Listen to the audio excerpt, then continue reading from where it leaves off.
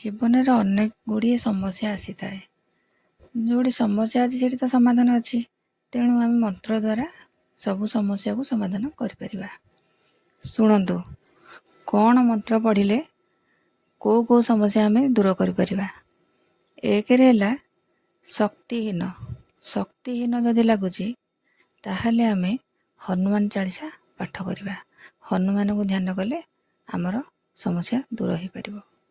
ଆଉ ଦୁଇରେ, ମନରେ ଯଦି ଅଶାନ୍ତି, ଚିନ୍ତା, ଦୁଃଖ ଏମିତି ଯଦି ମନଟା ଭଲ ଲାଗୁନି ତାହେଲେ ଆମେ ଶିବାଷ୍ଟକ ସ୍ତୋତ୍ର ପାଠ କରିବା।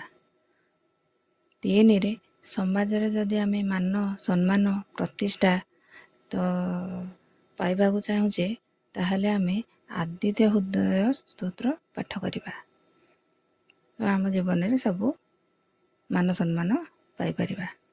ଚାରିରେ, ପାରିବାରିକ ଶାନ୍ତି ସୁଖ ଯଦି ପାଇବାକୁ ଚାହୁଁଛେ, ପାରିବାରିକରେ ଯଦି କଳହ ଅଶାନ୍ତି ହେଉଛି ତ ତା'ର ସମାଧାନ ପାଇଁ ଶାନ୍ତି ଯଦି ପାଇବାକୁ ଚାହୁଁଛେ ତାହେଲେ ଗଣେଶ ଅଥର୍ବ ଶୀର୍ଷ ସ୍ତୋତ୍ର ପାଠ କରିପାରିବା।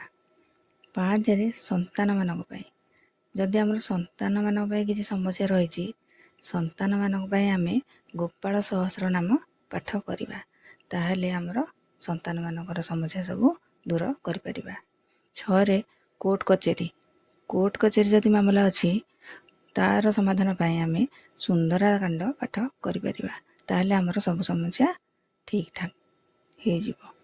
ସାତରେ, ଧନ ସମସ୍ୟା, ଧନ ସମ୍ପତ୍ତି ବହୁତ ପଇସା ଯଦି ଆମେ ପାଇବାକୁ ଚାହୁଁଛେ ତାହେଲେ କନକଧାରା ସ୍ତୋତ୍ର ପାଠ କଲେ ଆମର ସବୁ ସମସ୍ୟା ଦୂର କରିପାରିବା।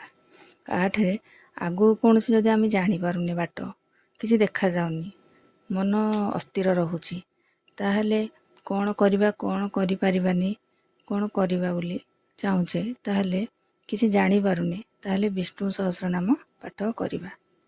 ନଅରେ, ରୋଗ ବ୍ୟାଧି ନିବାରଣ ପାଇଁ ଆମେ ଦୁର୍ଗା ସପ୍ତଶତୀ ପାଠ କରିପାରିବା। ତାହେଲେ ଆମର ରୋଗରୁ ମୁକ୍ତ ହେଇପାରିବା।